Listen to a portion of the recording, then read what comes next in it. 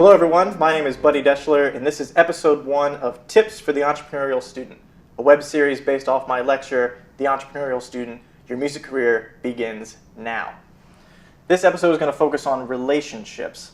We're going to talk about techniques of how to form long-lasting relationships, the difference between relationships and words like connections or networking, and how relationships are the fundamental base for musical growth and opportunity.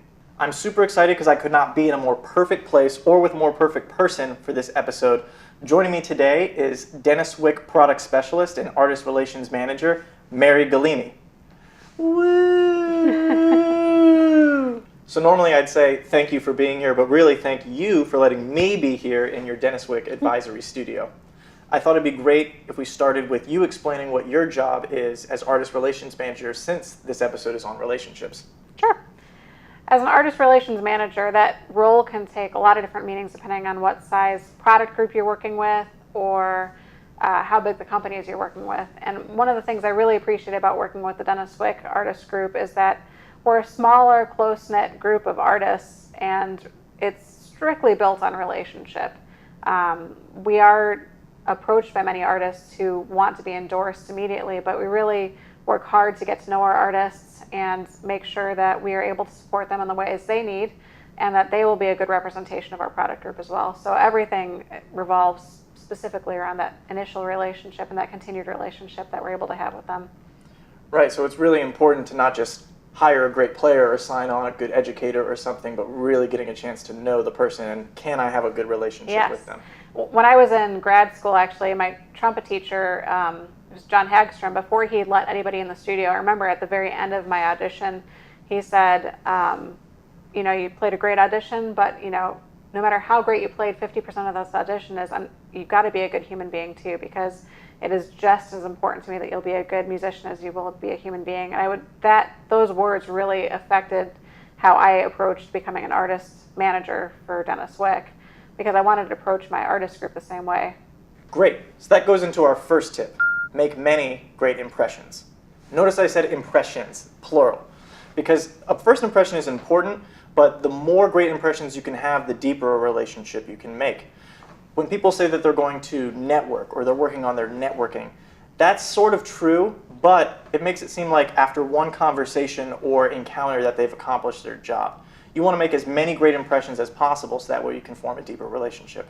Mary, can you recall any stories about the impressions that people have made on you?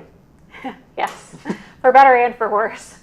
There are certain trade shows that I go to that are just notorious for people of all ages coming up to me going, hey, so you make brass mouthpieces, great, oh, they're really pretty. Hey, do you want to endorse me? And they don't know anything about my product group, they haven't tried the product. And then even a step further, sometimes they'll see that I have a brass mouthpiece sitting out, they want to try it, they spend 5 minutes playing on the mouthpiece, and then immediately say, so do you guys have endorsements?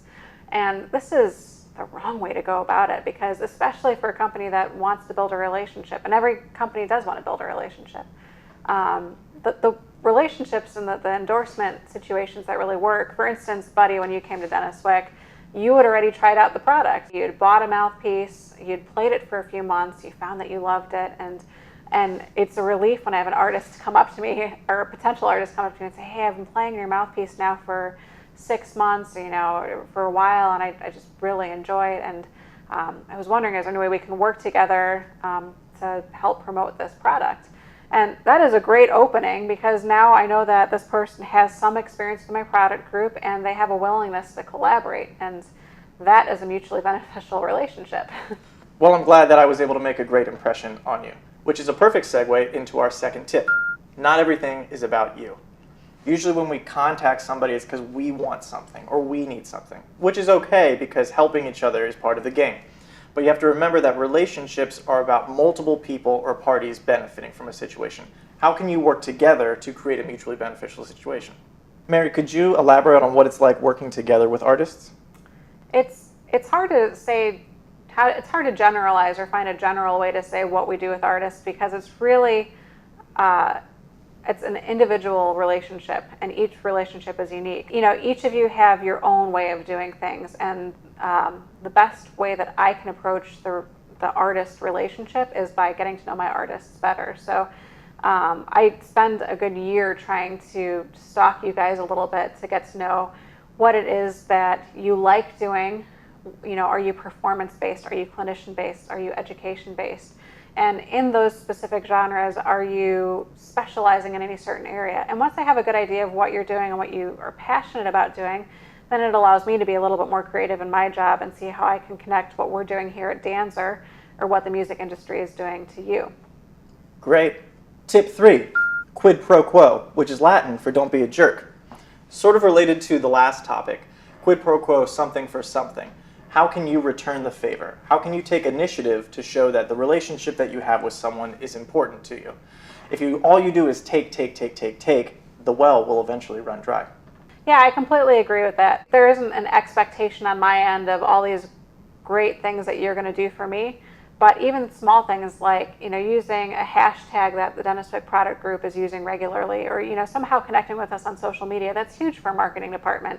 And word of mouth, for that matter, the more you talk about what you're doing with your products, with your friends, they end up contacting me. So small things like that, you just being you and including us in really easy ways into your life is a huge way that an artist can involve an artist manager. Yeah, I actually think that there's many ways in which you can make sure you're tagging products on social media or the kind of content that you produce. And that leads us into our 4th tip. Stay in touch and actually stay in touch. Too many times we will end a conversation or a meeting by saying something like, stay in touch. But I don't think we mean it anymore.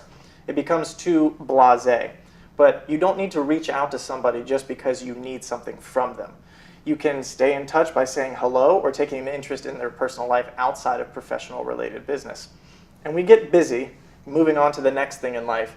But if we're able to stay in touch with people, then we're always on their radar and vice versa.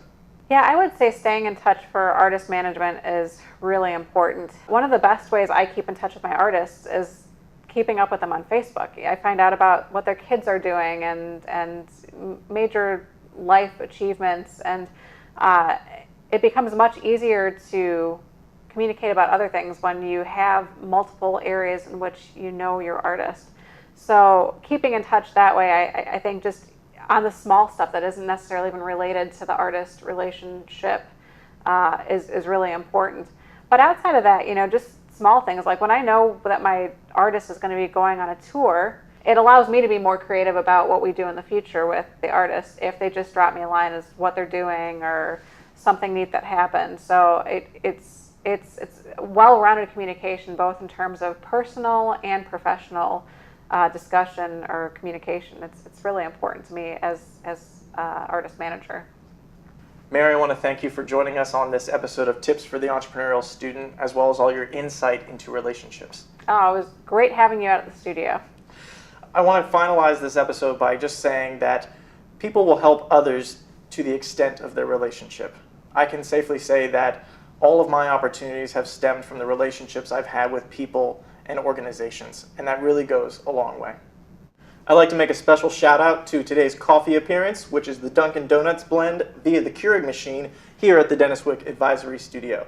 For more information about myself and the Entrepreneurial Student Clinic, visit my website, www.buddydeshler.com.